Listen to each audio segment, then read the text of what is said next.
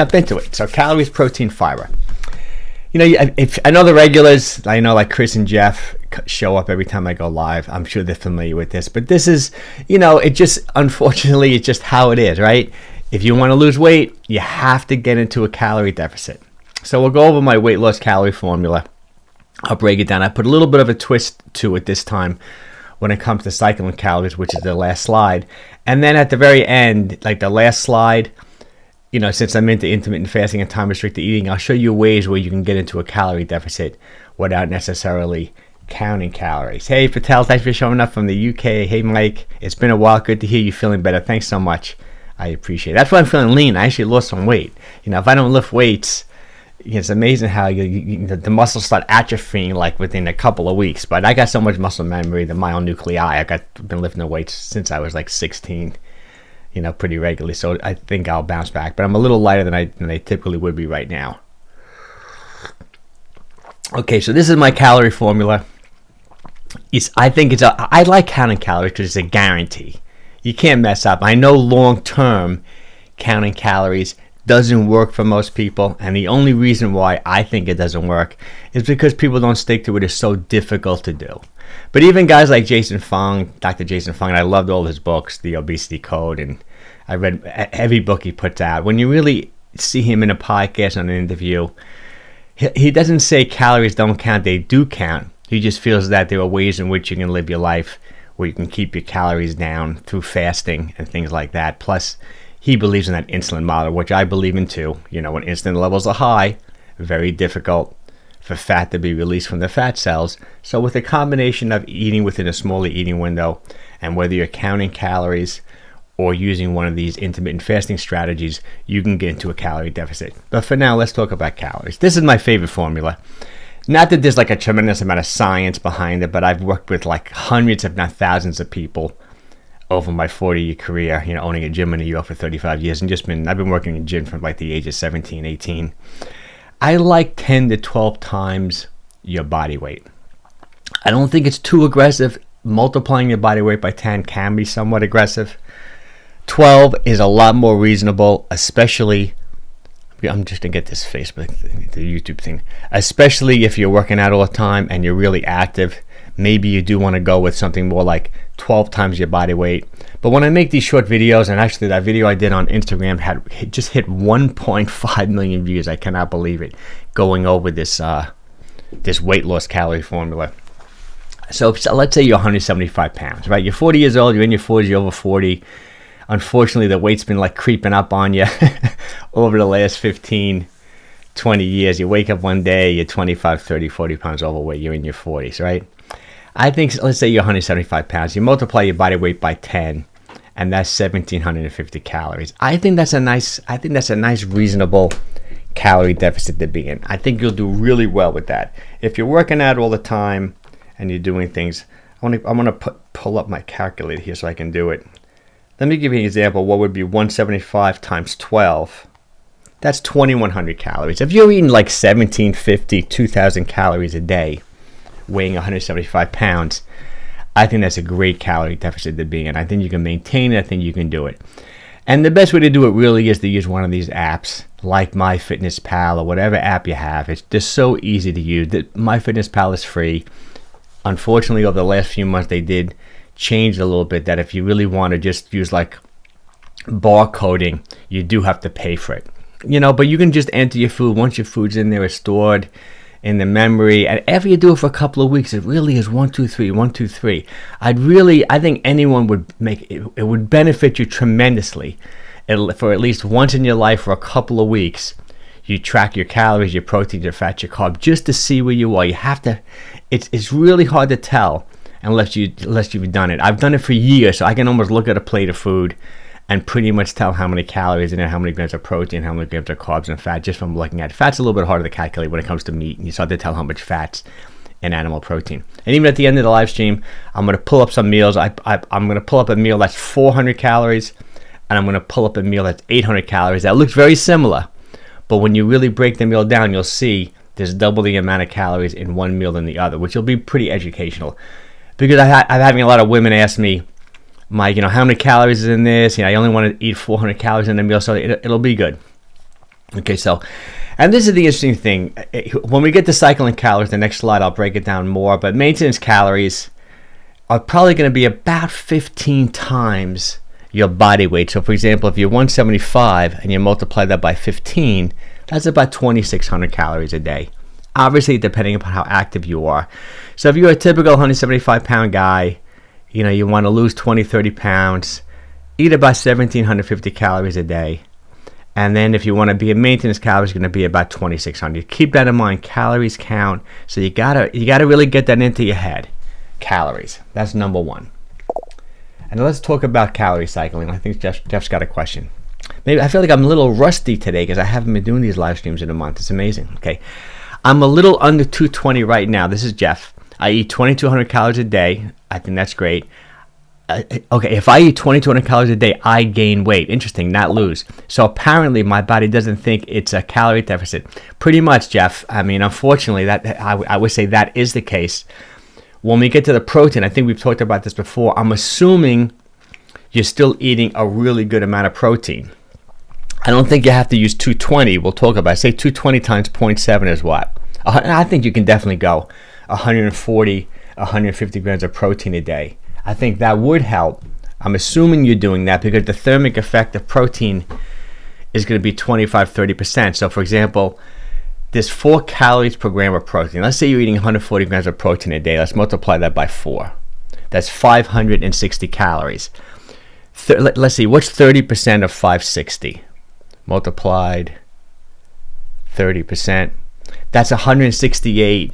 You know, you're going to lose 168 calories just if you're eating a high protein diet. So that 2,200 is going to go down to 1,040, right? 1,000, you know, 2,030, 2,040.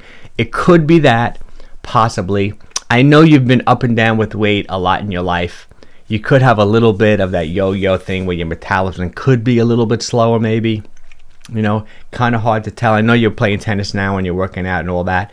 But I would experiment. I mean, if you go to 2,000 calories and see how you do, you know, and then like you can do, we're going to talk about it on the last slide. You can also throw in some more aggressive strategies, and that's kind of like what I do, because I'm happy with my weight. In fact, I'm a little bit lighter now because I was sick, but I eat pretty much right around maintenance calories during the week, and it gives me tons of energy to work out, and I'm feeling really, really good. And then on Sunday, I do the 𝘾𝙊𝘾𝙃𝙄𝙉𝙂 diet, the 1 meal a day diet, where I take in maybe 1,200 calories for the day. And that actually keeps me in line. That puts me in a deficit for the whole week when you think about it. If I say I'm eating maintenance every day, well, it's typically eating 2,400 calories, say. And then on a Sunday, only taking 1,200. Every month, I should be like over a pound and a quarter lighter if you're going by the numbers. So you might want to just throw in things like that. If you're comfortable at 2,200 and you're functioning good, you're working out well, you're playing tennis, you're doing your resistance training, you're feeling good, maybe throw in like 2 𝘾𝙊𝘾𝑃 days a week, right? Maybe twice a week, only take in 1,200 calories. Or like we talked about even with you, I think the 5-2 diet, which I love too. Like 5 days a week you eat normally, say 5 days a week you do the 2,200, and then 2 days a week you go real low. And maybe those 2 days are the days where you only do walking. Maybe you only eat 700 calories 2 days a week. You know, there's so many different ways of doing it. But sometimes when you just look at 2,200, but then you calculate your calories for the entire month, you might not really be at 2,200 calories a day. You know, so it's a numbers game, and you got to figure out what strategy worked best for you. Okay, but let's talk about cycling calories. At least say, hey, what's up, Adam? Thanks for showing up. Hey, Mike, quick question. If I want to deplete muscle glycogen to get into ketosis quicker, will running for an hour on a low-carb diet deplete? I don't know if 1 hour will totally deplete you, but I like that strategy. I used to go into ketosis a lot. I don't go into ketosis as much anymore. I dip into mild ketosis from time to time.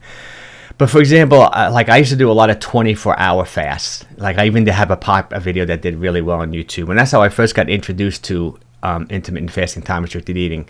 That Eat Not Eat book, that 24-hour fasting book. And I did want to get in ketosis. So what I would do like what you're talking about. The day before I was going to do a 24-hour fast, I would do like a really hard either like aerobic workout. I would do it more with weights. Like I would do a resistance training workout, and maybe after that I would even do a HIIT to really deplete glycogen. So then when I went into my 24-hour fast, I kicked into ketosis much quicker. Maybe within 8-9 hours I was in ketosis. It's hard to say. I would have to know like where you're coming from.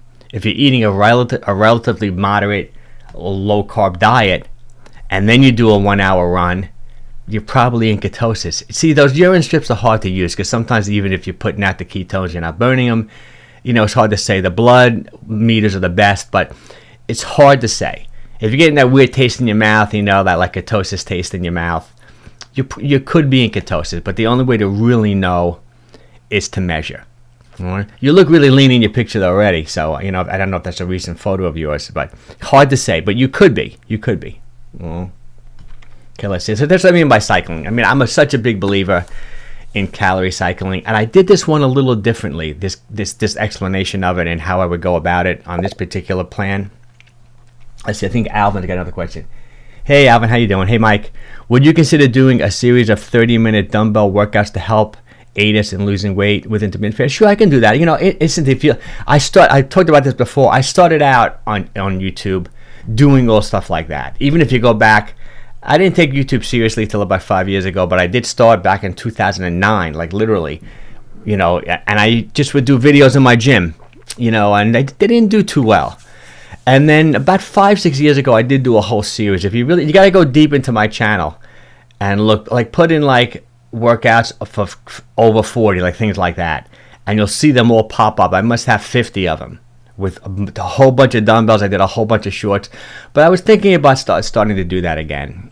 You know, for my coaching program, I did film a whole bunch of videos, but I can do that. It's hard to my gym is really echoey, and I always get annoyed with the sound quality of their videos. But I'll start doing stuff like that. But there's so much great content out there when it comes to exercise videos, and I'm a big believer in the basic movements, like your push and pull, you know, your dumbbell, your squatting, your bench, your rows, your push-ups, your pull-ups, your basic stuff. That's all you really have to do, in my opinion, unless you really want to take it to like that bodybuilding level. But sure, I can do that, Alvin, if you want.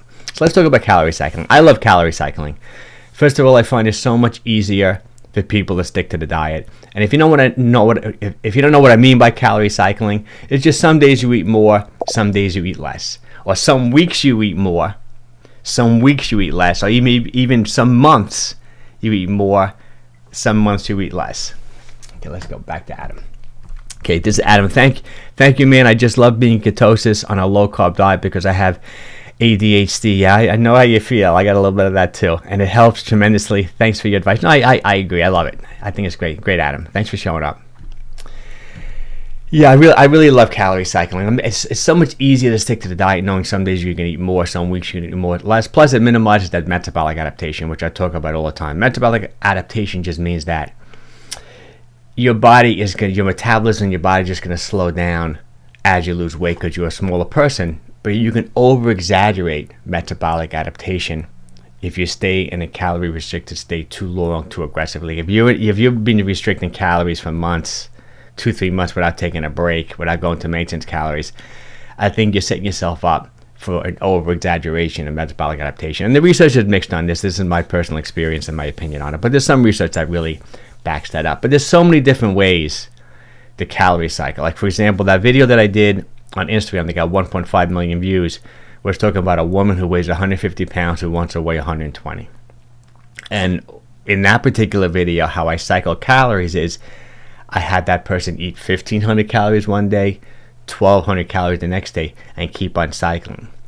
But even 15 and 12, both of those, you're pretty much in a calorie deficit. So it was a pretty aggressive formula. See, if someone would do that, I would want them to take a diet break every 6 weeks, go to maintenance calories for 2 weeks. So I wouldn't want someone to stay in a calorie deficit for more than 6 weeks. But this particular formula isn't really like that, and I like this a lot. And you don't necessarily have to stay in a calorie deficit every day, and you don't have to take a diet break. So for example, like say you're that 175 pound guy, right? You eat 1,700 calories for like a day or two, and then every like third day or every fourth day, you can do it every other day too. You'll just lose weight a little bit slower. You up your calories 25%, right? And you would go to like 2250, which might be maybe a little bit below maintenance, or you'd even go a little bit higher. So you're pretty much cycling from maintenance to deficit, maintenance to deficit. And I like this a lot. This is really much easier for people to do, because when you eat maintenance calories, you feel good, especially if you're lifting the weights and you're working out a lot. Say deficit for 2 days, you kind of maintenance 1 day, deficit 2 days, maintenance 1 day. I kind of do that a lot to myself. If I want to lean out, try to get down to like sub 10% body fat, I'll do an approach like this where I'll be deficit for 2 days, maybe 3 days, and then I kind of calorie up, because I want the energy to work out and get good workouts in. I like that strategy a lot. But you can cycle it so many different ways. You can do the other strategy I'm talking about too, right? You can just stay in a calorie deficit, cycling within the deficit, like more aggressive, less aggressive, more aggressive, less aggressive. But then every 6 weeks, I know it's counterintuitive, you got to up your calories like the maintenance, at least a week. I prefer 2 weeks. It may slow down the weight loss a little bit. Some people even lose weight when they do those higher days if they're really aggressive, with their restriction, because some people just don't take in enough vitamins, minerals, and nutrients when you're aggressively in a calorie deficit. But I love cycling. I even just like cycling carbs too. But this was more an example of cycling calories. Cycling carbs just means like someone like Adam, if he's eating like a low carb diet in ketosis a lot, but then every now and then he's feeling flat. I don't know if you've experienced this, Adam, if you're working out a lot. If you feel flat, like you feel like you can't get a pump in the gym, so you do a high carb day. You're taking 300 grams of carbohydrates for a day. And since you're so insulin sensitive, you're eating low carb, you're in ketosis, it volumizes the muscle cell, fills the muscle cell with glycogen and water, and then you get a great workout. These are all things that I've done too over the years, which I really like. And the third component, we're still on the second component. Number one was calories. You have to be in a calorie deficit, right? So now we know how to do that, how to calculate how many calories. Now you know how to cycle your calories. And I would say the next most important thing, like I was talking about with Jeff, is you want to eat an adequate amount of protein. Sometimes I say high protein, but I don't want people to think it's high protein. I really want to say an adequate amount, because I believe in much more protein than a lot of maybe nutritionists, or maybe a lot of like the government would FDA would recommend. The best way to figure out protein is if you really know what your body fat is. But it's so hard to truly know what your body fat is. When I was in school studying this stuff, we would weigh people on the water, and you can get like a really accurate, even the calipers, somewhat accurate.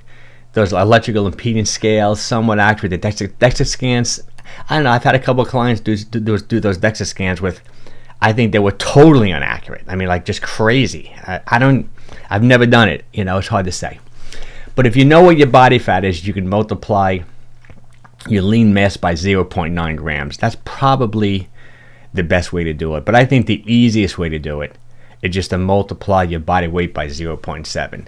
So like, for example, like we gave the example of Jeff, who's 220. When we multiply that by 0.7, that'll be 154 grams of protein a day. I like that. Now, if you have a lot of weight to lose, though, like for example, 25 pounds or more, you can probably go with your lean body weight when it comes to I mean your goal weight when it comes to calculating protein. So let's say, I'll give you an example. Let's say you're 200 pounds, right? And you want to weigh, you're really overweight, right? You want to weigh 150.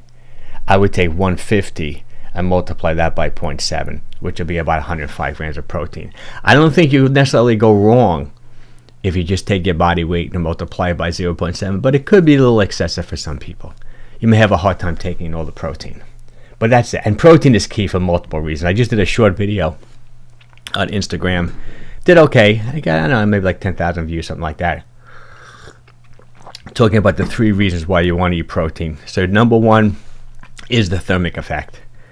For every 100 calories of protein you eat, you're going to burn up, you create heat, you're going to burn up 25-30% of the calories. So if you took someone who's eating 2,000 calories, say a high carb diet, say you're eating that old fashioned, it's not even old fashioned, a lot of people still do it, high carb, low fat, moderate protein diet, say 2,000 calories, compared to someone who's eating 2,000 calories but eating a good amount of protein, say taking in 150 grams of protein, their net calories are going to be considerably less, probably 10% less, say. For example, like that example I gave with Jeff, you'll probably lose 150 calories just from eating high protein. The second reason is when you get older, you want to maintain your muscle mass. There's no question about it. If you want to maintain your muscle mass, besides doing resistance training, besides being active, you got to eat a good amount of protein for sure. Hey, Andrea, thanks for showing up. I think you're from Instagram. Thanks for showing up, Andrea. I appreciate it. Trying to lose even 3 pounds is hard for me. Been following your calorie regime for weeks. Wednesday, WD. I'm not good at abbreviation. WD monitoring calories, but I find it hard to get to 1,300. Does reaching calorie range impact? You mean, okay, so Andrew, you're saying that you've been doing what I'm recommended, so you use the formula, you're eating 1,300 calories a day, but you're still not losing weight. Is that what you're saying? If that's the case, that's okay. If that's the case, there's a couple things. First of all, I like, we're on the topic of protein. I would really want to make sure you're taking in enough protein. First, I don't know if you mind telling me your weight. You don't have to if you don't want to. We can calculate your protein right now if you want to. I would definitely make sure you're taking in a good amount of protein. I would use that formula, for sure. If it's hard for you to stick to 1,300 calories, or you're saying you're eating 1,300 calories but nothing's happening, there were some other things I probably would do. I mean, you could look at things like, are you sleeping well? Like, are you really sleeping to 7 hours? So 5'5", 128. So 128. And you just want to lose like 3 pounds, something like that. If you only want to lose 3 pounds, I wouldn't even cycle. I would just stay at like that 1,300 calories a day. I think I would never go below 12 because it's really hard to take in enough calories. I would, so 128, let's see, multiplied by 0.7, that puts you in at about 90 grams of protein a day. I would want you to eat at least 90 grams of protein a day, maybe even 100. Every 4 ounces of chicken, fish, and meat is 25 grams. An egg, 6. A Greek yogurt's like 15. So definitely get close to 100 grams of protein a day. That's the first thing I would do. Then I would look at things like your sleep. Make sure you're sleeping good. I don't know what your stress levels are. They have factors, If you've been, 128, I'm sure you haven't been really overweight your whole life, so I don't think you have anything like insulin resistance or things like that. Another thing you could do, though, is what I was going to talk about the last slide, which I was talking about with Jeff, is you can throw in a couple of aggressive days per week, or maybe like one aggressive day per week. For example, like 1 day a week, you can go really low. Like 1 day a week, maybe only eat 800 calories. Or maybe 1 day a week, only do like an OMAD diet, taking low calories. So when you look at the end of the month, you'll be in a deficit. I don't know the type of diet you're eating before this, but if you were eating like a very high carb, low fat, like low protein type diet, I don't think you're insulin resistant. I don't, at 128 pounds. I would probably do that. And I also would definitely want you, I don't know what you're doing exercise wise, I definitely want your resistance training, nothing crazy, 20 minutes full body twice a week, 30 minutes full body twice a week. I'd want you doing that. That'll help with your metabolism. You want to put on the muscle, maintain muscle. Very much a high protein Mediterranean. That sounds good. It sounds great. I'm assuming you're sleeping, you're not like crazy stressed. And I'm assuming also that you go to the doctor once a year for a physical, and your blood work, everything looks good. There's no thyroid, there's no like hormonal type issues going on with you. That's out of the ordinary. All your levels, all your numbers are good. I probably would do those few things. I would maybe throw in maybe 1 or 2, maybe like the 5-2, where you're eating 1,300 calories 5 days a week, and then 2 days out of the week, or maybe even 1, cut it down a little bit. Still don't cut back on your protein. Do like 2 low carb, low calorie days per week, and see how that goes, and be a little bit more aggressive maybe than just 1,300 calories. Maybe try something like that. Definitely do the resistance training, no doubt about it. If you haven't been resistance training and you haven't been walking every day, then I wouldn't do. I don't think you have to do those aggressive days. You may just burn some extra calories by putting on muscle and walking. I'd like you walking every single day. I like to say an hour. I don't know how much time you have, but my favorite type of cardio workouts is that long, easy. If you follow me on Instagram, I post those videos every day of me walking. I already walked this morning on the treadmill because I had to prepare these slides, and I'll take a walk. I want to catch a couple of football games today too, but I'm going to take a walk outside as well today. I'd want you walking. If you can get up to 60 minutes a day, would be incredible. Like 30 minutes morning, 30 minutes later, even 30 minutes. Resistance training. You don't got to kill yourself like a bodybuilder. 2 full body workouts per week. I keep the reps high. You can look, I have some videos on that too. And if you can sneak in a couple of those HIIT routines really short, my favorite cardio is long, easy, short, hard. If you can sneak in 2 like 12-minute of those high intensity HIIT routines where you warm up for 5 minutes, you do like 30 seconds super hard, 90 seconds easy, just do like 5 or 6 rounds of that, and then maybe twice a week. It'll be good for your VO2 max, good for your health. Plus there's a little bit of EPOC, exercise post oxygen consumption. Like it'll boost your metabolism, you know, for like the remainder of the day by doing those short high intensity workouts. So I'm assuming I got a feel for you now. So your options are either you can stay at the 13 and increase your, you know, like I said, do the resistance training, do the walking, and do a little bit of HIIT training, right?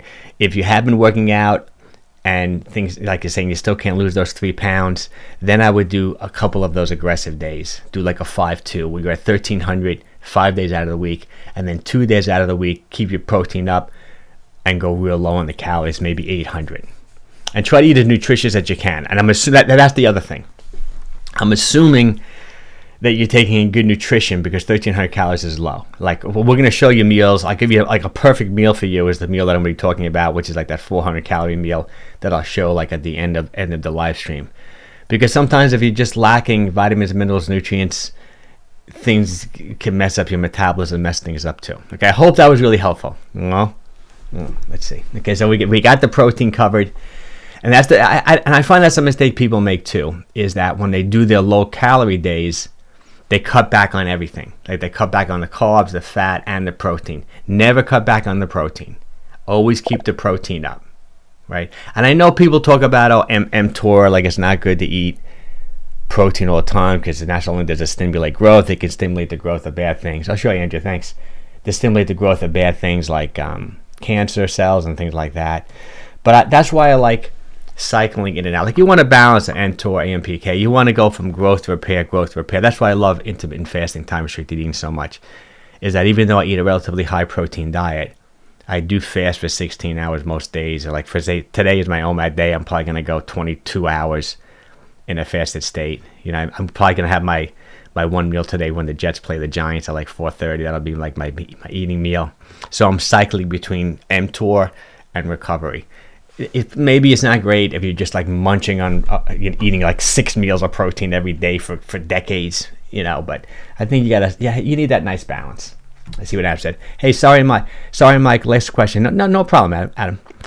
Will sprinting and extreme cardio for 24 fast state deplete? Yes, that probably would, no question about it. I wouldn't want you to like overdo it, but I'm sure you sound like a guy that's fat adapted. You've been doing this keto thing a lot. I do think that if you've been fasting for like doing a 24-hour fast, you probably will be in ketosis just from that. But then you add some high intensity work to deplete glycogen out of the muscles, I think you'll definitely be in ketosis, no question about it. I think you will. Okay. So we got the calories. We have the protein, and this can come to you too, Andrea, a little bit too. This is another way just to ensure. I like to tell people this, to make sure you're eating like 25-30 grams of fiber a day. Like if you're eating 25-30 grams of fiber a day, especially when you're restricting calories, there's no room for like processed junk garbage food. There just isn't, because you won't hit your fiber target. You know, if 30 could be a little aggressive, I'm probably eating 40 grams of fiber a day, but even 25, you're doing pretty good. Because, for example, if you're staying within your calorie range, say you're Andrew, you're eating 1,300 calories a day, and she's eating, say, 100 grams of protein. 100 grams of protein is 400 calories. Generally, when you take your protein in, you're going to be getting fat. So there's not really 400 calories. That can bump you up to who knows. I mean, it can bump you up to 900 calories, right? So you got 400 calories left. That's where the fiber should come from. Right, from your fruits and from your vegetables. Like I eat that avocado every day, and avocado's got 13-14 grams. That's one of the reasons why I eat an avocado every day. I get half my fiber right there, right? So you'll have no room for the cookies, the cakes, the junk. So Andrea, like if she's taking that protein in, she'll get a protein in fat, say she's around 800 calories or so from that, maybe 900. She's going to have to eat an avocado. She's going to have to eat or half an avocado, maybe in her case. She's going to have to eat some vegetables, some broccoli, some cauliflower. She's going to have some blueberries. But if she reaches, or someone else reaches for the bad food, like a donut, a cookie, you're gone. You're nowhere near your fiber and you're way over your calories. So that's why I like to add fiber. Plus fiber, similar to protein, is incredibly satisfying. You know, you eat half an avocado with a 6-ounce piece of, like, you know, even lean red meat, you're not hungry for hours.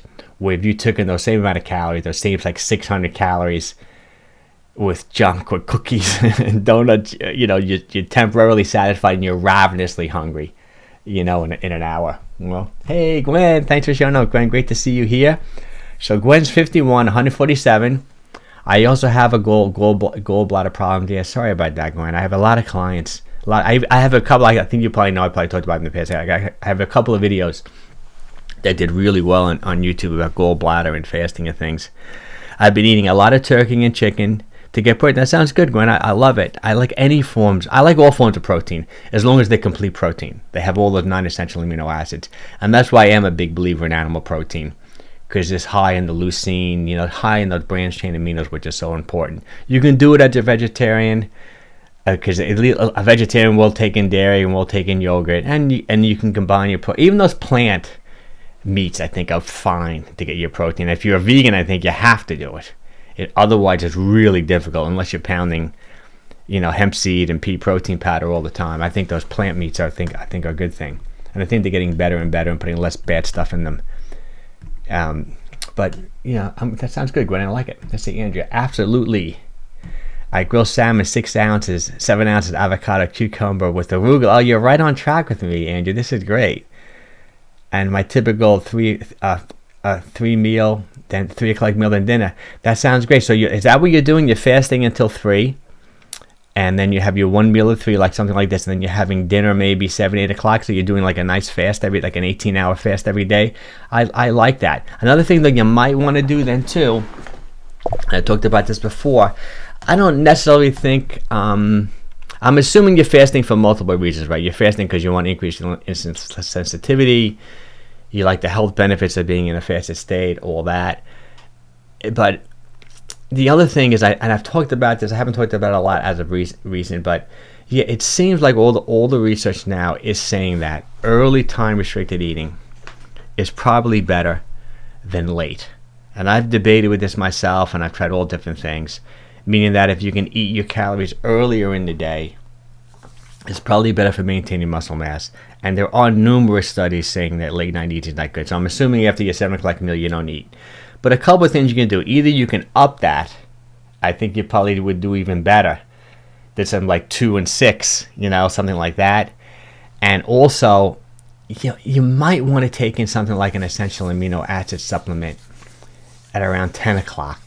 And I know it's going to break your fast a little bit, but there's almost no calories. Jeff does this in those essential amino acid supplements. I wonder if Adam even does anything like this. Those essential amino acids is like taking a scoop of whey protein powder, which is 120 calories, but these aminos are only like, it's going to be like 25 calories, and it'll be like the equivalent of 25 grams of protein with only like 20 calories.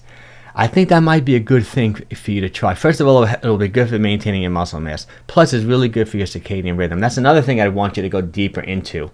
Like, for example, are you getting that early morning sunlight, you know, which like jumpstarts your circadian rhythm, really good for your metabolism. Your circadian rhythm, your 24-hour internal clock, monitors like every hormone, every cell, like within your body, like your wake and sleep cycles, like eating the same time during the day, waking up, going to sleep the same time during the day. I think it also would really benefit you, which would be really important. You might want to do that. And the other thing is, if you have been doing, because I didn't realize you were that aggressive with your fasting, these 18-hour fasts every day. In your case too, it may not be a bad idea for you just to reset everything. For you maybe I don't want to mess you up, maybe take 2 weeks off and up your calories a little bit. I bet you won't gain any weight, you know, for just 2 weeks. If you do, it'll be a little bit of water weight filling up your muscle with glycogen. Maybe that's something else you want to consider doing. Taking a 2 week break, and maybe eating 3 meals, you know, just maybe eating that one small meal, maybe, and then go back to what you're doing. That's worked for clients and myself as well. I've overdone this multiple times in my life, the fasting and the calorie restriction, And sometimes I find, sometimes I just catch myself. I say, I'm kind of hungry. Like I notice every day I'm a little hungry. That's telling me I need to take a 2-week break and really go to maintenance calories. Make sure, because sometimes I eat so good, it's hard for me to get the calories in. Hope that helped. Andrea. I don't want to mess you up though. That sounds like you have a good plan. Hey Darren, hey, thanks for showing up. What dressing do you use on salads? I only use the same thing every time. I use extra virgin olive oil with balsamic vinegar, and half the time I don't even put dressing on my salad. People get, some woman, it's funny, you really have to be thick-skinned on YouTube and in social media when you do this stuff, because one woman commented, salad with no dressing, gag, and she sold this thing. It was really, really, it was kind of funny. I didn't even delete it. I think I'm sure you'll see the comment. It's just kind of funny, because most of the time, like when you look at my salads, I have avocados on top of them, and avocados is such a high-fat, creamy, type thing that I feel like I don't need the dressing. But I do think it's good. Okay, yeah, there's another thing you can try, Andrea. I also think it's good to take in balsamic vinegar, because balsamic vinegar is like apple cider vinegar, has acetic acid in it, which helps control blood sugar. And that's a hack that I do all the time. This is something you may want to try, Andrea, too. I've talked about it in the past too. You can do a tablespoon of apple cider vinegar. Don't do it straight, it'll burn your esophagus. In like a mineral water. That's another thing too. Make sure you're drinking half your weight in ounces of water every day. That's super important too. Maybe a tablespoon of apple cider vinegar in a glass of like Pellegrino, which I love, has a lot high minerals, before every meal. Before those 2 meals, it'll help control blood sugar. That can help you too. Even berberine. It's funny because I fool around with it a little bit. I get a lot of questions about berberine, but one of my clients recently, actually I trained him on Saturday. He's a guy in his 60s. I've been training him for like 20 some odd years. Last year he just had his new physical. He was so happy because his cholesterol went from like 240 down to 190. And the only thing he changed, he said, Mike, I started taking berberine before my meals. And that rice, that rice, what's it called? Where they make statins out of, the natural form. I forget, red rice something.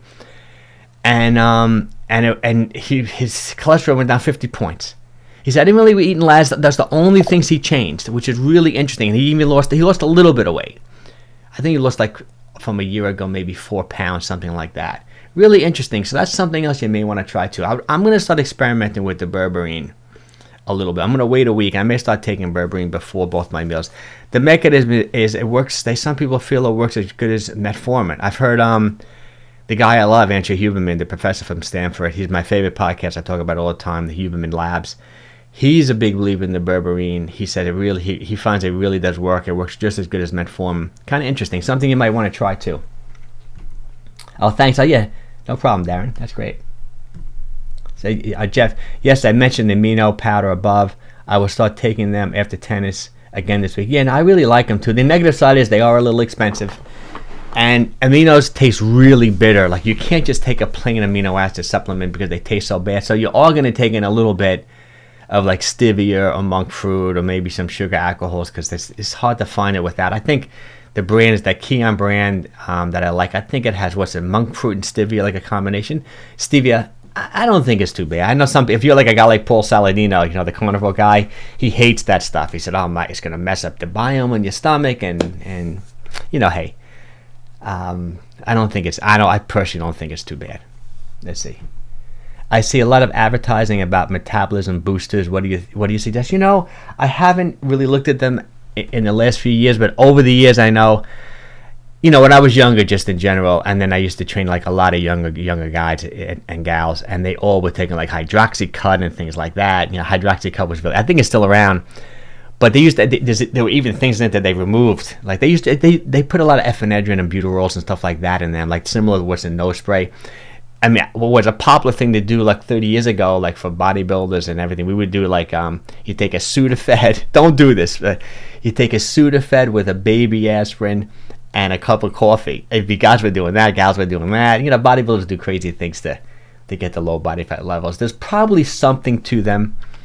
There's so many different types. Most of them, I think, are just more stimulant types. They kind of speed up, but they can make you anxious. They put a ton of caffeine in them. They put maybe these ephedrine type things that are in like, a nose spray and things like that. But I said, so one of my wife's friends, she gained, oh my gosh, she used to take like Sudafed every single day when she was younger. I guess she had a lot of allergies and things like that. And when she stopped, she gained like 20 pounds. I couldn't believe it. I knew she was going to gain weight. I remember this is like 20 years ago. Which is, don't start taking Sudafed or doing these things. Sometimes I feel I don't want to.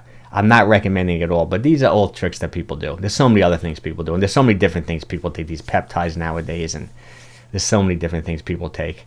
Especially when you look at these high-profile like actors and things like that. You know, just to stay lean. You know, you want to do it the healthy way. Your berberine, it's like I think is it a flower? I know it's like a plant, you know, type thing. It's a natural thing.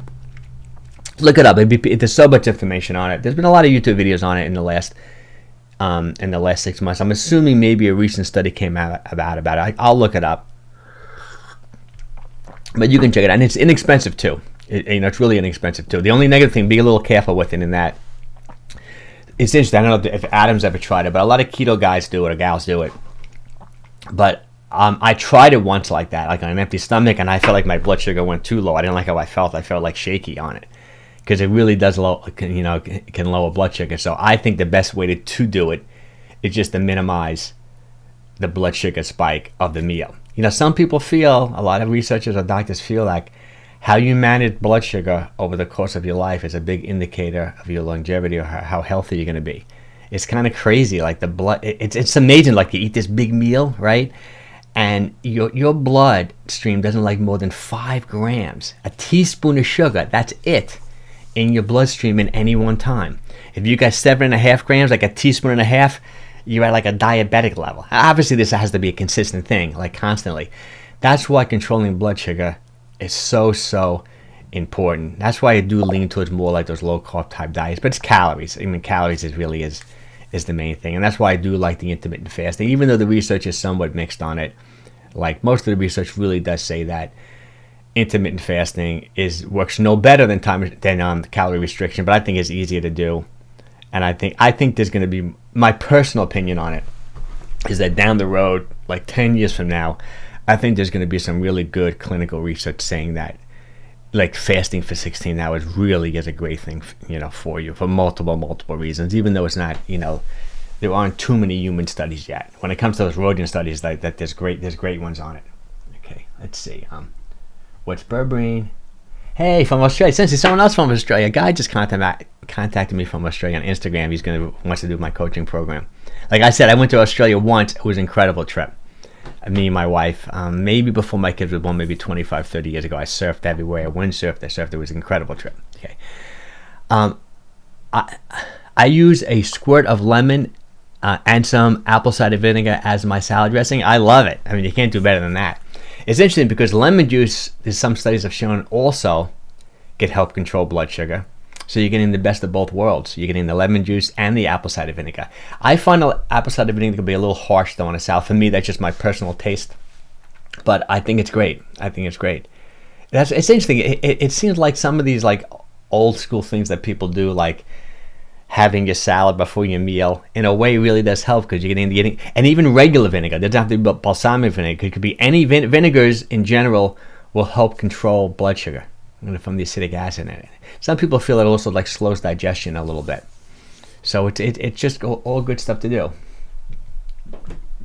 LOL, nope. I'm not sure what you mean by that, Angie. Maybe I guess I'm talking so much I may have missed something. I see a lot of advertising about metabolism. What is berberine? Okay, not sure. Hey, Rita. Thanks for showing up, Rita. Nice to see you here. I'm so late today. It's okay. I mean, you probably didn't know I was going live. I've been doing it like I missed a month, so now I'm back. But great to see you here. Okay, this is okay. I mix lemon juice and apple cider vinegar in a little water before I put on my salad. Now that's good. A little bit of water is important. It's interesting. I found this really not upsetting, but I thought it wasn't right. There was someone. Sometimes I watch Shark Tank. My kids used to like it. I feel like it's a nice family show. Plus, I consider myself somewhat of an entrepreneur since I've owned my own gym. I've never really worked for anyone, in the last 35 years since I've owned my gym.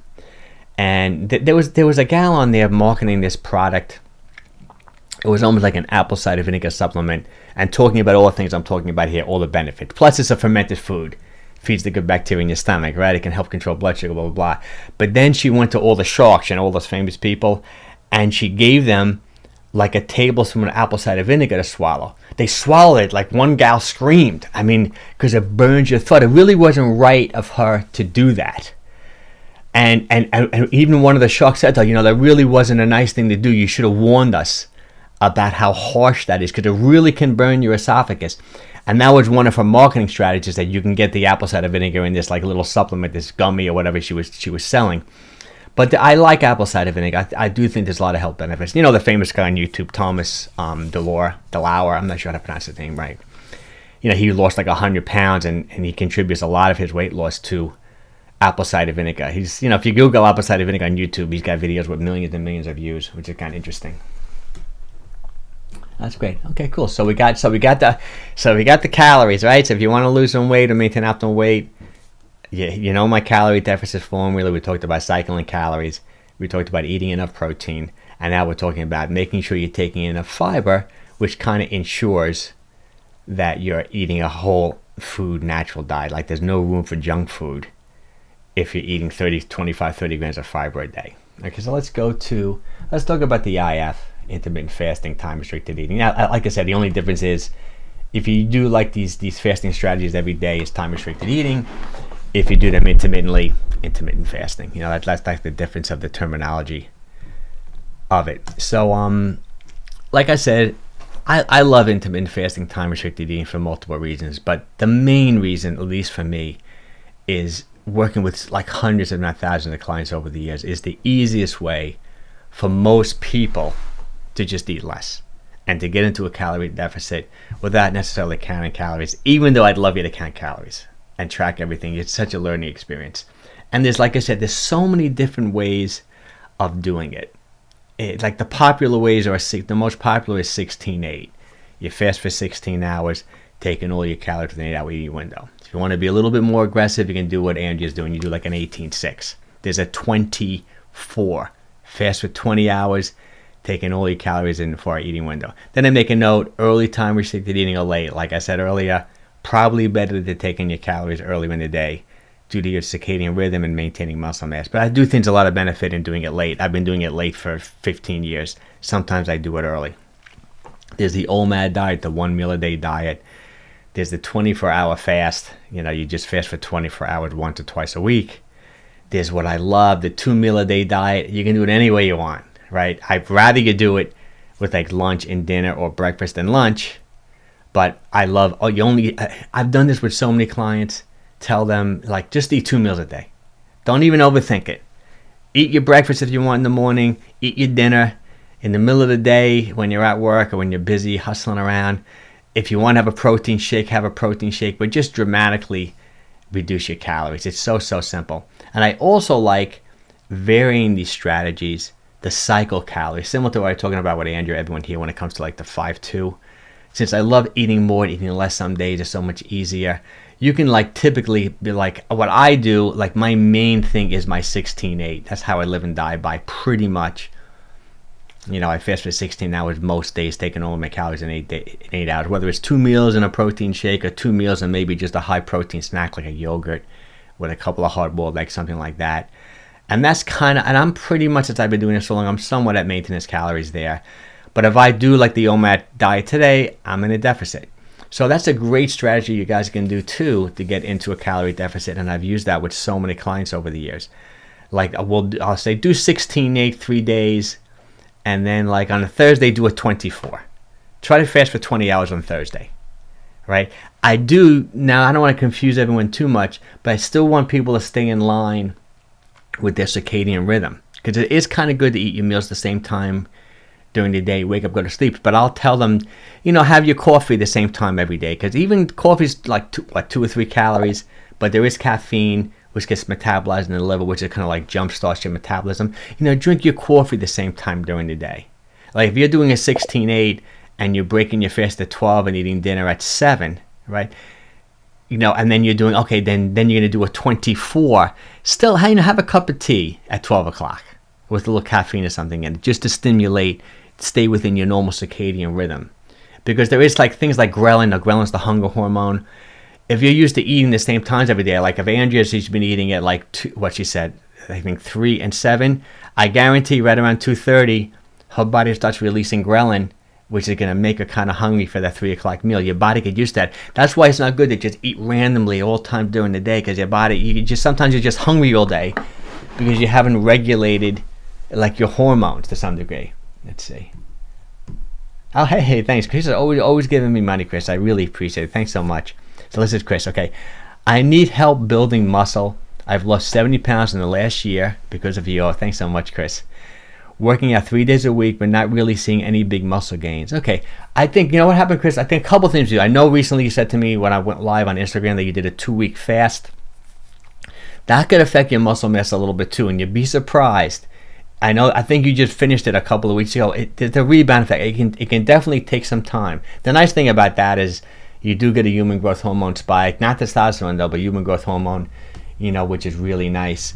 In your case, Chris, I mean, are you at your goal weight? Are you happy with with the weight you're at now? Let's assume that you are. You might want to go into like a positive energy balance. I don't want to mess you up. Maybe 3 days a week when you're doing your weights. It probably would be a good thing for you to do. I know you might be concerned that you're going to gain body fat, but I don't think you will. Like on the days when you're doing, let's say you're doing 3 full body workouts per week. I would up your calories those days in general. Overall, I mean, if you want to stay still moderate carb, you can. But say you eat 150 grams of carbs, 600 calories. Keep your protein high and just take in some more calories on the 3 days you're working out. If you don't want to do like 3 days a week of full body, I've talked about this. I think I mentioned this with you before too. I also like doing like 1 full body day. Like say you do the circuit, like we talked about. I think you said at Anytime Fitness.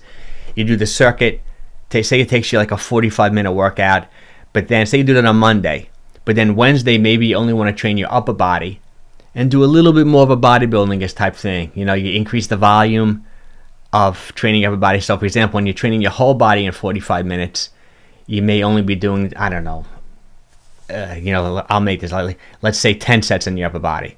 But now you'll be able to do, maybe you can almost double the volume, which is a little bit better for hypertrophy. You reach a point of diminishing returns, but you want to do at least 10 sets per body part per week. So maybe like Wednesday you train upper body, Friday you do lower body.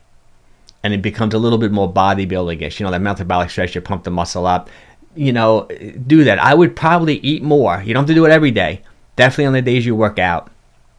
And make sure, I'm assuming you're working out relatively reasonably hard at the gym. I don't think you should be killing yourself and necessarily going to failure. But those last couple reps should be somewhat challenging, or pick a spot you want now and just like try to map out like a 10-week plan where you're going to increase the intensity, but those last like 2 weeks of that 10 weeks, you're really going for it. Maybe even doing a couple of sets to failure, something like that. We'll talk more about it, but think about that, Chris. I know you've done so good. I would probably eat more the days you're lifting weights and, work a little bit harder at the gym. Yeah, I think the reason why you're probably not getting the muscle that you're talking about now is probably after that 2-week fast and you've been restricting calories for so long. And you probably have more muscle up on your body than you think. That picture I saw of you with your shirt off, you sent me that video a few months ago. I think you look pretty good. Well, we're going to be in touch. We're going to talk about it some more. This is Jeff. One positive side effect of gallbladder problem is I think it has overall reduced my appetite, so fasting has actually been easy. Oh, interesting. I know I had an issue with that, Jeff, about a month ago. We talked about it.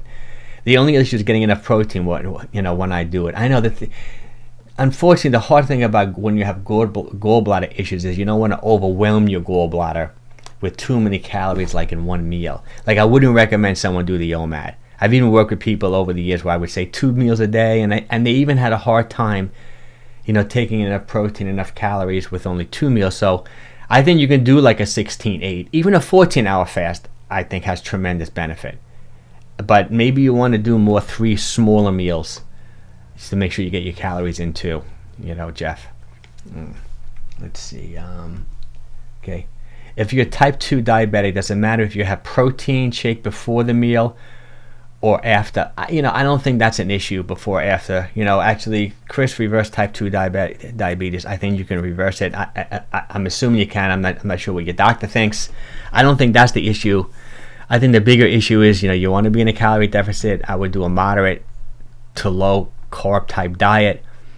I like the fasting a lot for reversing, making yourself more insulin sensitive, reversing insulin resistance. I would do all the things. I'm talking about here today. Get into a calorie deficit, eat a whole natural food diet. Keep an eye on the fructose, not necessarily fructose from fruit, but fructose from high fructose corn syrup from processed foods. You want a little bit of fructose. Okay, fructose is probably the worst sugar because it goes right to the liver, and you can overwhelm the liver. You get fatty liver. You get type 2 diabetes, metabolic syndrome, all those type of things. But fruit, I think, is fine. You eat some berries and things like that. And you want to do. I'll show you the meals at the end. You want to eat like what I'm talking about. Maybe try to pick a sweet spot for carbs for yourself. Whether it's 100, 150 grams of carbs a day, 400 to 600 calories of carbs in fibrous type vegetables, whole natural foods, good amount of protein. And I think the protein shake, I don't think it makes a difference whether you do it before or after. It's a nice supplement. I wouldn't want you to overdo it. With the protein, if you're eating protein in the meal. I like those protein shakes for like vegetarians and vegans just to make sure they're getting the complete protein. But there are some studies too saying that taking some whey protein, even with the meal, helps for hypertrophy and protein synthesis, things like that. But I don't think the timing right before, right after makes too much difference. Let's see.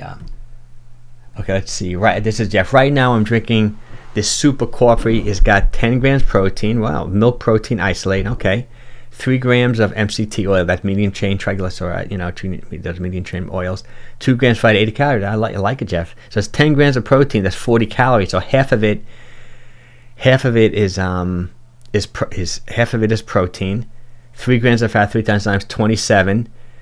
So 30% of it is fat, but from MCT, which is nice. I think that's pretty cool. I'm not to over criticize. Like a milk protein isolate is more of a cheaper type of protein, but some people feel it's not as good as like a whey protein isolate. Very similar.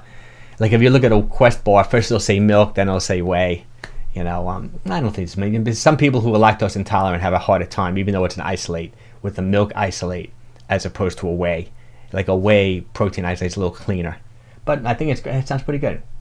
Let's say, hey Gwen, LOL, 5'1", not 51. I'm almost 29. Oh well, that's great. I didn't realize you're a young gal. I didn't realize that. That's great. Okay, let's see. Okay, is OMAD okay if you have a gallbladder? Oh yeah, I think if you have a gallbladder, I think OMAD is okay too. I think it's nice to throw it. I love doing an OMAD 1 day a week. It increases my insulin sensitivity. That's my low calorie day. I've been doing it for so long now. I do like it. Yeah, I think you're totally fine. Who made this popular? Not popular, but a guy with a decent following like Volta Longo, The Longevity Diet. I thought it was a great book. He would be a guy who wouldn't believe in too much protein because he thinks too much mTOR is bad for you. He also feels that like time restricted eating. Like if you're doing like an 18-6 every day and you're not eating in the morning, he feels like your gallbladder gets sluggy, doesn't get activated. And that's what I did a video on, but I didn't even want to voice my opinion because I'm not a doctor. I'm certified as an exercise physiologist, and I've done I went to college and all that type of stuff too, but I'm not a doctor. But I did a little research on it. So, and when you drink coffee in the morning with caffeine, it kind of like jumpstarts your gallbladder a little bit. But if you're truly just water fasting, and say you're doing the OMAD diet every single day, Volta, he would say it's really could be tough on the gallbladder. But I heard Jason Fung, I even went to his website and everything, and went to some of the chat rooms that he was in. He doesn't think it affects gallbladder at all. It's. I would say though, what really affects the gallbladder is when you go from, say, a high calorie, high fat diet, and you kind of like shock your system and go extremely low calorie, like no fat. Like similar to, I think the OptiFast, I don't know if you remember the OptiFast diet that was popular, I think, was that the 80s, late 80s, early 90s? A lot of people lost their gallbladder, had gallbladder sludge and stones because they went from just a normal, like high fat, high carb diet, and then they just went to like zero fat and extremely low calorie. They were just drinking those drinks. I've had a number of clients back then, my gym was at a different location back then, who had gallbladder issues from that. But I've even just speaking to a lot of people. That's why it's not good to go too extreme, even with calorie restriction, or go from like a high fat diet to all of a sudden say, oh, I'm going low fat. You want to ease into all these things. It's just not good to do things too extreme. Let's see, Rita. Okay, I'm finally consistent with 1 avocado a day. Oh, great, Rita. That's great. Great way to get a lot of your fiber in your diet. So delicious. I love it. Yeah, I just did that video. It did really good, that video. I think TikTok, I got over 200,000 views on it. Yeah, eat an avocado every day. I think avocados are superfood. Like I said, 13-14 grams of fiber, 900 milligrams, 900 milligrams of potassium. Some guy left a comment saying, no, it's only 400. It's a little confusing because when you Google avocado, it says 1 serving. 1 serving is considered to be half an avocado when they say 450 grams of magnesium of potassium. It's really 900. And the adequate intake of potassium is 4,700 milligrams a day. Like, no, so few people get anywhere near that. That's why it's not good to be in a calorie deficit too long. You get low in potassium, you get low in magnesium. But I think an avocado is superfood. Plus the monounsaturated fats, and it's incredibly satisfying. Like, that's why you always see me eating the same things. I eat an avocado on a arugula salad, and then I vary my protein. I throw in a handful of berries. That's like my go-to lunch. I love it. I'm not hungry. I don't even feel like eating dinner from it. It's so satisfying, so filling. Okay. This is Andrew. I use Noom. Oh, Noom. Yeah, Noom. N-O-O-M. Yeah, I've had a number class. I think they have that's almost like a diet program as well, right? Free app to store daily weight, calories, and meals track. Oh, I have to check that out. I thought that was a paid-for service. Do you suggest another app that's better? Well, it's it. You know what I'm doing now? I've always liked MyFitnessPal because I've been familiar with it, but they started charging you for the barcoding. I liked when the barcoding was free. But people have it, because I've talked about this in the past, people of DM me and say on Instagram, say, oh, Mike, if you sign in as a UK resident, it's free. I don't know. But since I started my own coaching, I started this online coaching program, and I have like my own app's going to be out really soon, but I'm using another app that's doing the app for me. It's like Trainerize, and they have a great tracking system in there. And I think you can get and use it for free too, which it's great. I mean, they give you a lot of meal options too. That's like what I'm using it for my coaching program, what I'm using for my meal planning and all stuff like that. So that's good. But I would say MyFitnessPal. I'm going to check out Noom too, Andrea. Let's see. I'm allergic to coffee. Just have water. Okay, maybe tea, but I think it's okay. Mm-hmm. Oh, it's because of me. Thanks, Rita. Thanks. Yeah, no, I love an avocado. I got my wife doing them. People complain those hard. I finally got really good at picking avocados. Like, one key thing is if the pit doesn't come out, like if you can't easily pop the pit out of an avocado, it's definitely not right. Even if you feel like it might be. And I like the Mexican avocados better than the California ones, the ones from Peru. And I know how to like refrigerate them, take them out of the refrigerator. Could I buy them when they're on sale? But I know so many people complain to me, Mike. I mean, they go from being not ripe to being overripe, and they're rotten on the inside. I know you got to get good at them. They have to be just a little tender on the tip and the tail. If you want to eat it that day, the pit has to be come out. So what I do is, and don't buy them if the pit's already out, because they're not going to ripe properly. That's a really good tip. And I got that from someone else online. I don't even remember who. So if I buy 3 at a time, I'll buy 2 where I cannot remove the pit, but they look like they're ready to get ripe. And then the one I want to eat that day, because I'm going to buy it then, I don't want to ruin it. It pops right out in the grocery store where I buy it. And if it is tender at the tip, tender on the tail, and I can eat it for that day. And that's my system. It's really working great too. Another thing is, just be careful when you remove that pit. Oh, I mean, I know it's so tempting to hold it in your hand and do that with the knife, but you'll cut yourself one day. I've done it to myself because I've eaten one every day now for so many years. Even when I want to, I always put it down on a cutting board or on a countertop. Take the pit like that out and pop it right out. And then don't grab the knife and pull it out. Just wedge it out off of a hard surface. Here's Jeff. Okay. I feel like parts of my body are competing with each other because I can tell after this low-fat diet for a month, my body wants more fat. But when I do eat it, I get discomfort. Yeah, I know. It's hard to say. And it's interesting. I mean, the weird thing is, too, like if you're eating like say you're eating a diet that's low in those essential amino acids, you can literally cannibalize yourself because your amino acid pool is pretty much your muscles. There are some in your intestines too, some amino acids you can pull from there too. But if you've been eating like like say you became a vegan and you haven't been eating a lot of complete protein, like you're kind of new to it, your body will start cannibalizing and start pulling amino acids out of muscle. So it's really weird. It's really not weird, but really incredible. Let's say Chris. Okay, this is Chris. Thanks for your help, Mike. I'm really enjoying the Sun Warrior plant-based protein powder. Yeah, we talked about this on Instagram. Chris switched over to, I think it was on sale, Sun Warrior plant-based protein. I have it at my house too. I think it tastes great. I like to change from time to time, and the Sun Warrior is easy on my stomach. It sounds good. And I forgot to look for you. I think it is, right? I think it's a pea and a brown rice. So it is. I know it's a complete protein. I think those are the two they used. Next time if it's on sale, look, Chris, we talked about it too. Try the Garden of Life plant protein. I think it tastes even better than the Warrior. I really like it. This is Andrea. If you have a minute, can we talk about your company and consultations? I live close by. What are your programs that you provide? No biggie if you can. No, I can talk about it. Close by, but I mean, like you would. If you want to come to my gym, it's completely different. Like if you want to come to my gym, it's more like personal training. And if you want to do like weight loss and diet stuff, we can do like a separate thing. But it's really different. Like what I'm doing online is completely different to what I'm doing at my gym. My gym is really like a straight up personal training gym. So many people come to my gym. They didn't want to bank. I don't want to know about diet. I just I want to put on muscle. I want to lose fat too. But it's more like it's hands-on working out. And right now it's just me.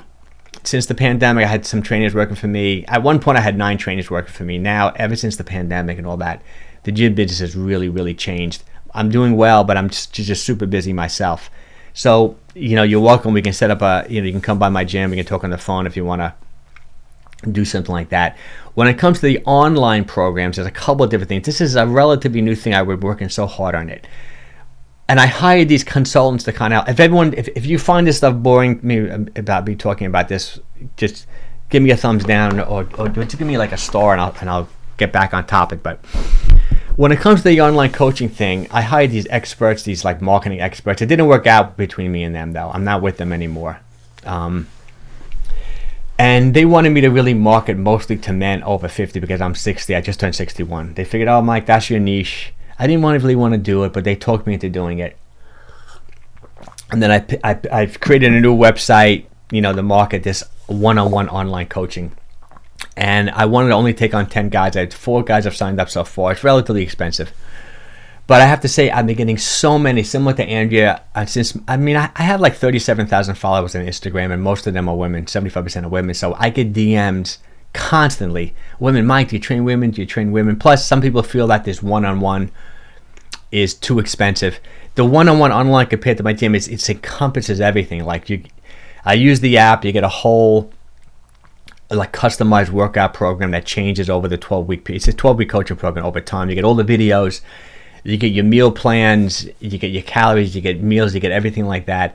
With the one-on-one, you also get like that daily accountability. That's why it's so time-consuming for me. Like every single day, I'm going to look and see what you've eaten.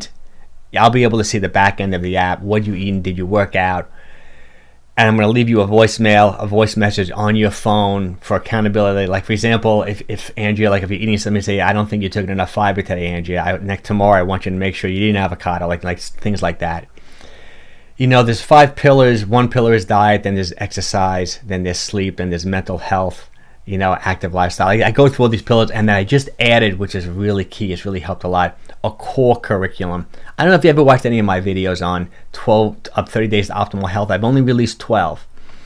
So I decided to take that and have a core curriculum along with the one-on-one training. So every week, I do this through Thinkific, where my intermittent fasting course is. Every week you'll get a video, say on Monday, short video. I don't want to overwhelm anyone, maybe 5 minutes. Like the first video is talking about circadian rhythm, why you want to wake up, go to sleep at the same time, why you want to eat your meals at the same time every day. And then there's like a little bit of a homework assignment, and you'll get like 2 videos a week over the 12 weeks in addition to the one-on-one training.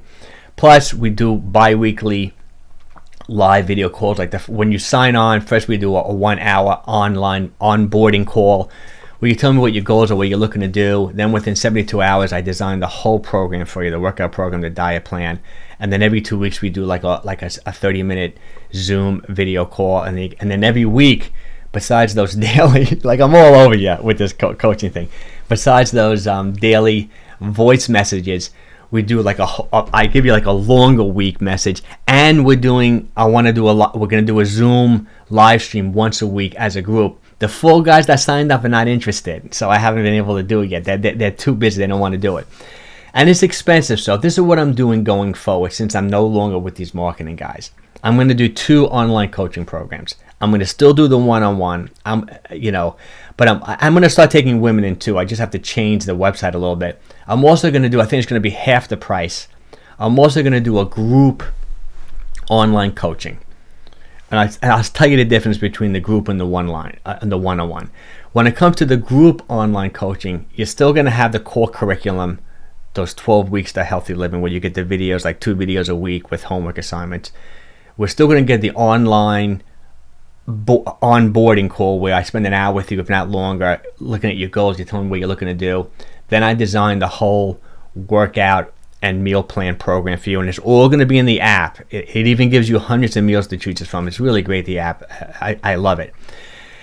But you're not going to get, in the group, you're not going to get that daily, every single day, me leaving you a voicemail. And you're not going to get like, it'll be the 1 hour onboarding, and then halfway through, 6 weeks in, we'll do one more like 30-minute video call just to make sure you're on track. But every single week, it's going to be a group video call like this, but instead of just leaving comments, it's going to be on Zoom where you're going to see me, I can see you, and it's going to be kind of similar to here.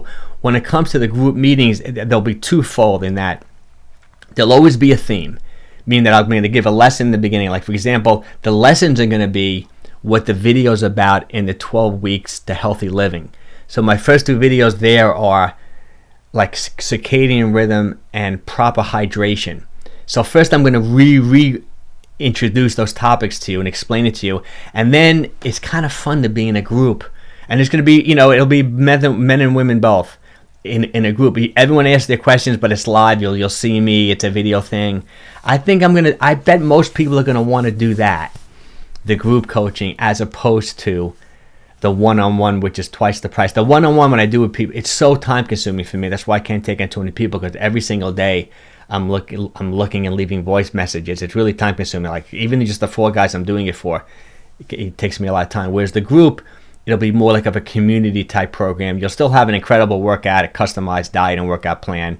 We do the onboarding call, and we still do another call halfway through, and then you ask all your questions like this, but it'll be me looking at each other. So that's what I'm going to do going forward. I just have to change it a little bit, and I might gear it. They wanted me to go over 50. I may go for more people over 40, because so many guys and gals like in their 40s have been contacting me too. So I don't want to spiel too long, but that's going to be the whole thing. But Andrew, you're also welcome to come by my gym too for more like traditional hands-on personal training. Or I was also thinking too that if people sign up for the group or the one-on-one training, and you're in my general area, I was saying you can come in like once a month and just do a workout for free at my gym, just to make sure your techniques and things are good. But this app is great. The videos of the workouts are really good.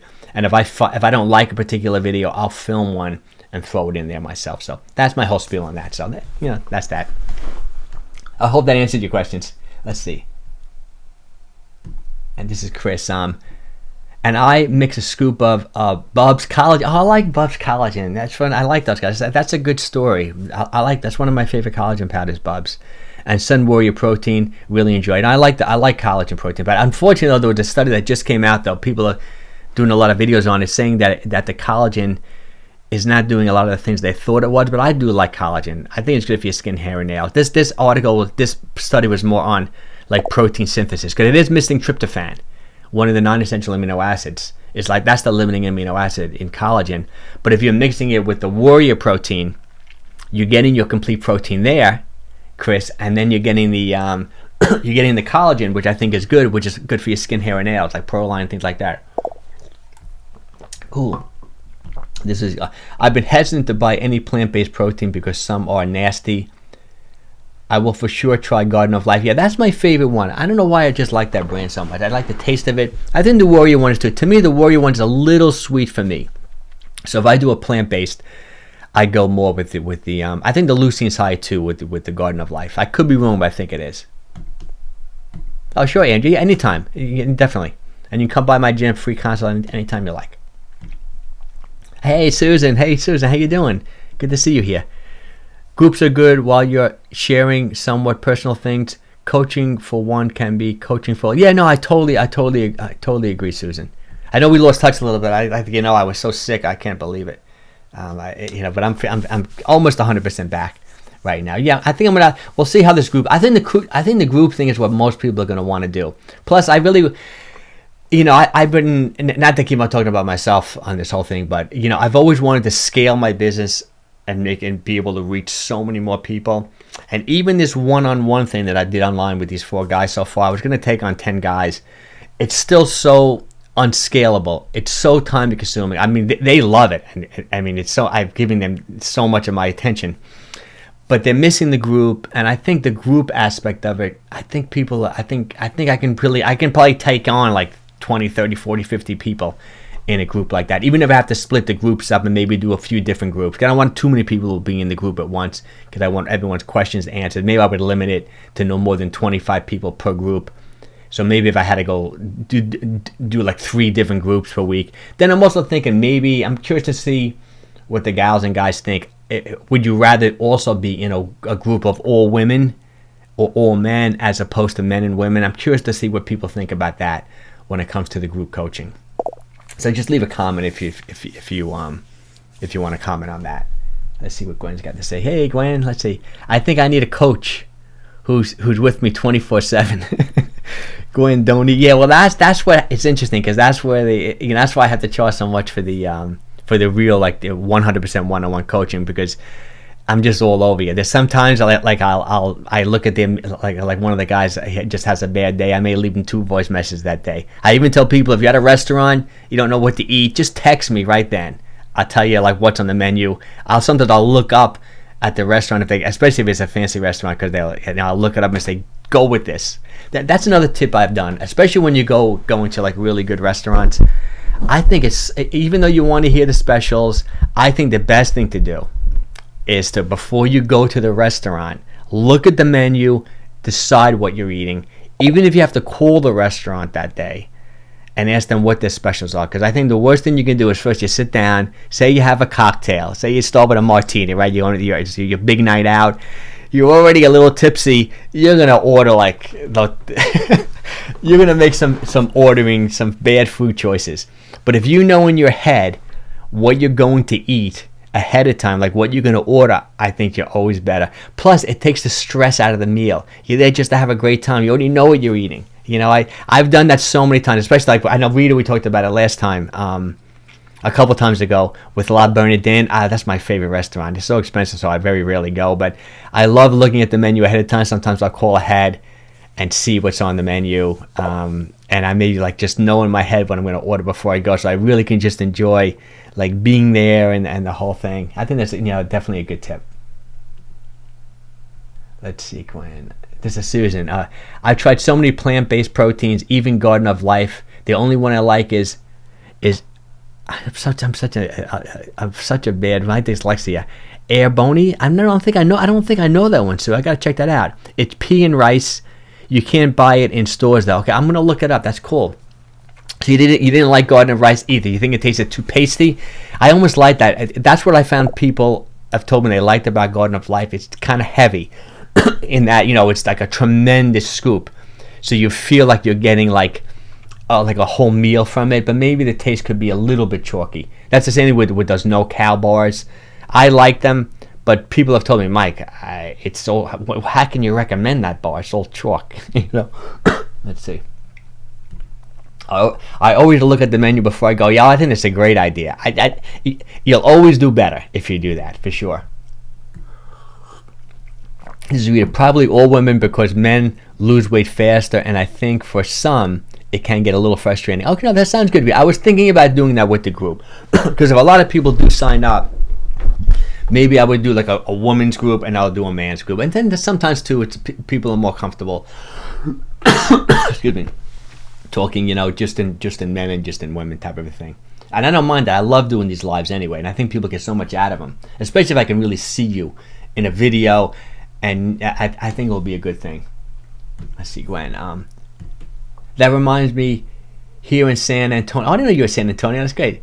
There was so much Mexican food. They have more healthy recipes. Mexican. I love Mexican food, but I have to say I do avoid it because, at least around here, I almost call it like it's not really traditional Mexican food. They put so much cheese and the bad. They don't use like the quality oils around here. They're using all the seed oils and all that. Everything's got cheese and mayonnaise and stuff in it. If I typically, even when I would go to a Mexican restaurant and I would do something like chicken, chicken fajitas where they're just grilling chicken, I can just smell the oxidation in the oil. You know what I mean? I know they're not using like an olive oil. Maybe you don't use olive oil in Mexican cooking. I'm not that familiar with it. I'm sure in California, the Mexican food's probably so much better. You're so much closer to Mexico, right?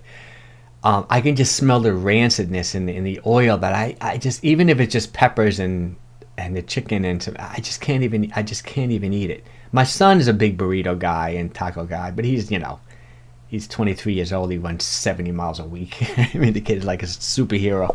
He can eat anything he wants. I have a hard time with Mexican unless you make it at home. Like I think if you make chicken fajitas yourself, and I have done it. I haven't done it in a long time. My kids used to like it when they were little. I grill some chicken up and I also saute some peppers and onions and things like that, but I would use extra virgin olive oil, things like that. It's Mexican food's tough. It's a tough one. Refried beans, tough.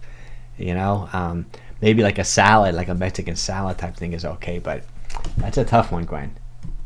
Arbon. Oh, that's right. So I don't know if you remember me in years ago. My dyslexia is so bad. That's why I do everything in video. And lately I've been using ChatGPT when people even ask me something because I'm like illiterate when it comes to like writing. It's such a hard thing. I'm sure if you really look at these slides I did today closely, I'm sure you'll see some typos in it. I don't see the letters with dyslexia. It's so bizarre. Like I will literally not see. I always reference that movie Percy Jackson. If you've ever seen the movie, the first one where he's dyslexic and you see the letters and they're all mixed. He just doesn't see them. It's my brain. It's such a weird thing. No, it's the aftertaste. Too much stevia. Okay, yeah, sometimes they could be a little sweet. Stevia. I tried Garden of Life Sport, so 1 gram of sugar. Okay, I don't think 1 gram of sugar is bad. That sounds good. Let's see, Chris. Okay. I would love to be in your group coaching with you. Thanks again for everything, Mike. Enjoy the New York. Yes, New York Jets 4:30 today. I can't wait. I know the Jets. It's incredible. I want to watch I may miss the beginning of it now because my wife's company is headquarters in Kansas City. So I became a Chiefs fan just from that, because they're insane fans. Like we went on this business trip with her company, this was maybe 2 years ago. We actually went to Hawaii. It was incredible.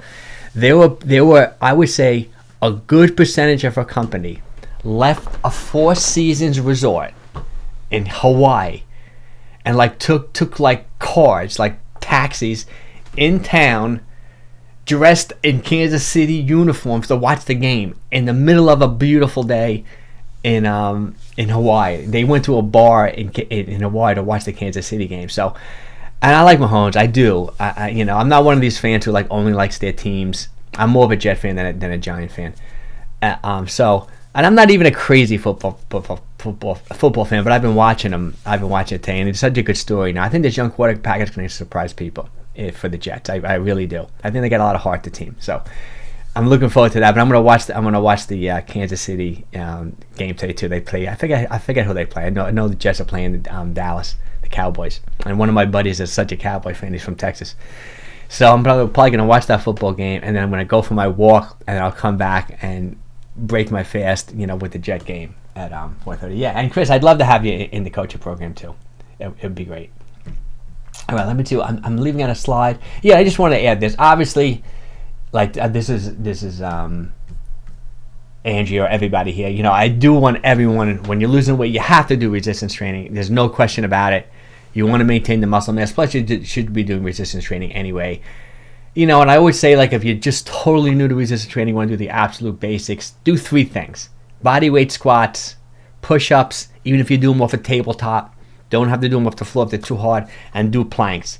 Do 3 rounds of those, 20 squats, 20 push-ups, hold a plank for 30 seconds, right? Do that 3 times a week. Monday, Wednesday, Friday, Tuesday, Thursday, Saturday, on non-consecutive days. The most simplest resistance training program, you'll be shocked how well you'll do. You'll be fitter than 90% of the population if you literally took 15, 20 minutes to do that 3 times a week. You know, I'd love you to do more, but that would be good. And then you walk 30, 60 minutes a day, and you do everything else we talked about. You'll do great. You really will. And let me give you an example, because I do want to catch this football game. I think it's starting at what, maybe like 1:15. Let's see. Oh, did I miss any questions? Let's see. Susan, 𝘾𝙊𝘾𝙃𝙄𝙉𝙂, Gwen. Let's see, Gwen. Fans. I've lived my whole life in Texas. It's a long story. Oh, you're from Texas too? It's interesting. The guy I'm talking about from Texas, from Dallas, who loves the Dallas Cowboys, my friend Darren. He's great. And one of my best clients is also from Texas too. Incredible guy, so good to me. Hey, Gwen. I live in Midland, Texas, only 5 hours away from San Antonio. Oh, San Antonio is Texas. I mixed up. I thought it was California. I love going to. That's great. I like you guys talking to each other. That's great. Okay, so let's do this last one. Let me just pull in some quick meals, just to show. Oh, that's Chris's comment. Now I want to show you, like, compare these. This is what I was talking about earlier. See how deceiving this can be. Like, that's why it's so important, I think, for everyone at one time in their life, at least for a couple of weeks, to really enter the foods. Now these plates, the green plate's a little bit bigger, but do you know the top meal? This is only 6 ounces of grilled chicken breast. It may look a little bigger, but what I do I pound these chicken breasts like paper thin. It's hard for you to tell, and I know it's only 6 ounces because when I buy my chicken, when I buy my fish, when I buy my meats, if I buy fish from the fish market, I always tell them, will you cut me like 9-ounce pieces or 8-ounce pieces? And when I buy my chicken, I look on the package. I say, if I know it's, like 10 ounces of chicken, so when I take it out, I kind of eyeball it, this 5. So that's 6 ounces of chicken, about 40 grams of protein. I actually bake those. I think I said saute in the video by mistake, but I bake those with paprika, my normal spices, salt, pepper, a little garlic powder, maybe a little oregano. I put not 100 grams because there's only 400 calories this meal. I put an arugula salad, maybe 75 grams of arugula. I put maybe a teaspoon, maybe a little less, of extra virgin olive oil and balsamic vinegar, half an avocado, half an orange. That's like the perfect meal, 400 calories. Like if you're a gal, someone like Angie who wants to eat 1,300 calories for a day, 4 and 4, 8, you do 2 meals like that, you got some calories to fool around with there. It doesn't have to be chicken. Maybe do fish in the evening, a little red meat in the evening, throw a protein shake or something. You can easily be at 1,300 calories and get decent fiber because you're getting fiber there. Half an avocado, getting 7 grams, maybe a gram or 2 from the orange, another gram or 2 from the arugula. Maybe you're at 12, maybe you had half your fiber for the day right there. You do another meal like that for dinner, and then you have a yogurt in between, with maybe some blueberries on top, maybe a tablespoon of some ground flaxseed. You're at your 25 grams of fiber for the day. You're at 1,300 calories. But the meal below it, I did this video more for men. That's actually double the amount of calories. I know it's hard for you to tell. Those chicken thighs are higher in fat. It's hard to tell, but they are bigger than they're looking there. That's about 9 ounces of chicken there. So a few more, but maybe 30% more chicken. So that brings the meal up to 50, 60 grams of protein. 2 small red potatoes, really satisfying for my potassium. More arugula there. It's 100 grams of arugula. I like 100 grams because I'm into nitric oxide. All the research is showing that if you've taken about 400 milligrams of nitric oxide, it's great for blood flow, vasodilates, good for exercise performance. 100 grams of arugula is about 400 milligrams of nitrates, which is great, which convert to nitric oxide. That's a whole apple, even though it's a small one, and a whole avocado. So that meal, that bumps it up to about 800 calories. So that's why it's so important to really, you got to track. You don't necessarily have to weigh your food unless things aren't going your way. But you got to look at the packages and kind of know how many grams, how many ounces of protein you have. And those are 2 good examples. I got just a couple other small meals. This is another, because a lot of women, since that Instagram video went viral, they asked me, Mike, what are good low-calorie meals? I mean, you can't get simpler than this. That's another thing. I always keep like a dozen hard-boiled eggs in my refrigerator. My son eats them like crazy too, so do I. Pasture-raised eggs, 3 hard-boiled eggs, 21 grams of protein there. Just grilled chicken, Italian style, extra virgin olive oil, oregano, salt, pepper, a little garlic powder. probably 50 grams of protein right there, maybe more, with 3 hard-boiled eggs and an orange. I mean, that's a blood orange. They just left. The blood orange is already out of season where I was. I was eating them one almost every day. Was loving it. This is like no calories here too. 400 or 500 calories. Super high in protein. You just can't go wrong with that. And then I also want to give you an idea. When I was in the Hamptons last week, or a week ago, maybe 2 weeks now. Like when I eat out, this is how I eat. And this is my favorite. If you ever make it out to the Hamptons, if you notice a paper plate, this is by far my favorite restaurant. It's in East Hampton. It's called 𝘾𝙊𝘾𝙃𝙄𝙉𝙂, kind of a weird name. Been around for 25, 30 years. They got a couple different locations. I like you sit outside, plastic knives and forks. Look at that piece of, that's local caught flounder, probably caught that morning. Tremendous piece of flounder. I think that's 1.5 pounds. I know they put a little butter sauce on it, but I love it. We actually went 2 nights in a row.